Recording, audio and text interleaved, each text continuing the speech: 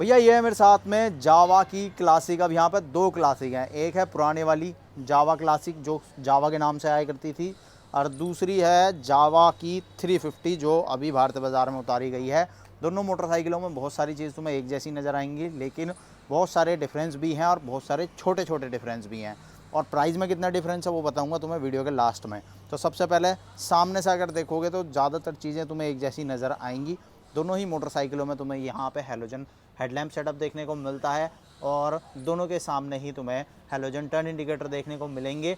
Hazard button भी दोनों के अंदर मिलता है, लेकिन जो सस्पेंशन है उसमें एक बड़ा डिफरेंस है। दोनों मोटरसाइकिलों में टेलीस्कोपिक सस्पेंशन का इस्तेमाल किया गया है, लेकिन अगर तुम पुराने वाली जावा से नई वाली जावा को कंपेयर करोगे तो इसका सस्पेंशन ट्रैवल बढ़ गया है। मतलब इसके जो शोकर हैं उनकी लंबाई बढ़ा दी गई है, जिसकी वजह से यहाँ पे तुम्हें ज़्यादा कंफर्ट मिलेगा।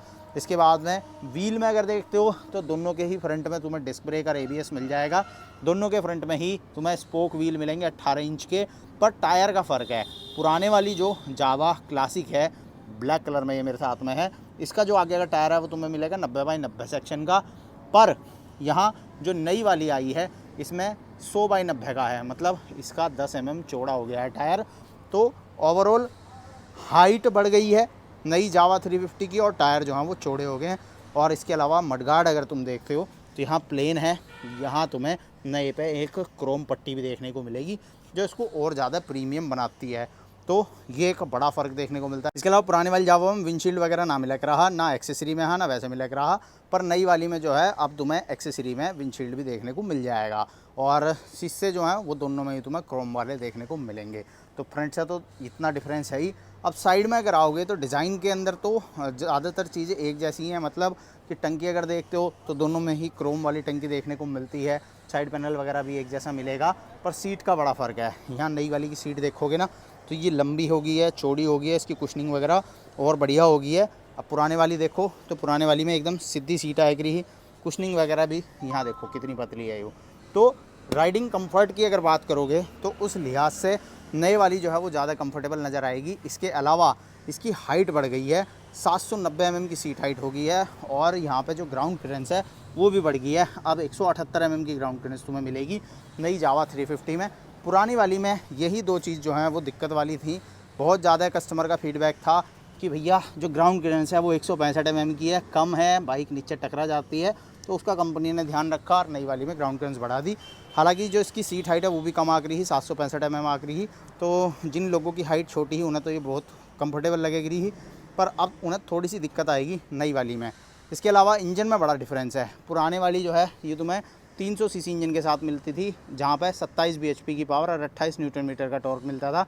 6 गियर में, लिक्विड कूल्ड था, रेडिएटर आता था। नया वाला जो इंजन है ये भी लिक्विड कूल्ड है, इसमें भी रेडिएटर है, पर ये 334 सीसी का है। सीसी यहाँ बढ़ गया है, पर पावर कंपनी ने कम कर दिया है। ये 22 bhp के साथ आ रही है। टॉर्क यहाँ 28.4 न्यूटन मीटर का मिल रहा है। 6 गियर इसमें भी मिल जाएंगे। पावर घट गई है, प्लस वज़न बढ़ गया है। जो नई वाली मोटरसाइकिल है उसका लगभग 194 किलोग्राम वज़न हो गया है, पुराने वाली जो है वो लगभग 180 किलोग्राम के आसपास आया करेगी। तो वज़न बढ़ गया नई वाली में, पावर कम हो गई है, जिसकी वजह से एक क्रूजिंग स्पीड तो तुम्हें अच्छी मिलेगी, लेकिन हाँ जो इनिशियल पिकअप हो रहा वो तुम्हें पुराने वाली का ज़्यादा बेहतर लगेगा। इसके अलावा मीटर वगैरह जो हैं वो दोनों में सेम ही है। इसमें भी सेमी डिजिटल मिलता था, उसमें भी सेमी डिजिटल ही है। दोनों में तुम्हें 2 साइलेंसर मिलते थे। पीछे वाले व्हील में दोनों में डिस्क ब्रेक ABS मिलता था। टायर साइज़ का फ़र्क हो गया है, नए वाले में 130 mm का टायर कर दिया है। जो पुराने वाली ही इसका पीछे का टायर 120 mm का था, 10 mm पीछे का पतला था, 10 mm आगे का पतला था। यहाँ 10-10 mm की चौड़ाई बढ़ा दी है। शॉकर जो है वो यहाँ भी स्प्रिंग वाले मिल जाते थे, वहाँ भी स्प्रिंग वाले मिलते थे। तो बहुत सारी चीज़ सेम थी, बहुत सारी चीज़ जो है वो कंपनी ने बदल दी हैं। अब इतने सारे बदलाव के बाद में जो कीमत का बदलाव आया है वो आया है 10,000 रुपये का। पुराने वाली यानी कि जावा क्लासिक 2,05,000 रुपये एक शोरूम कीमत के साथ में मिलती है। अभी भी मार्केट में अवेलेबल है, अगर आप ख़रीदना चाहो तो आपको मिल जाएगी।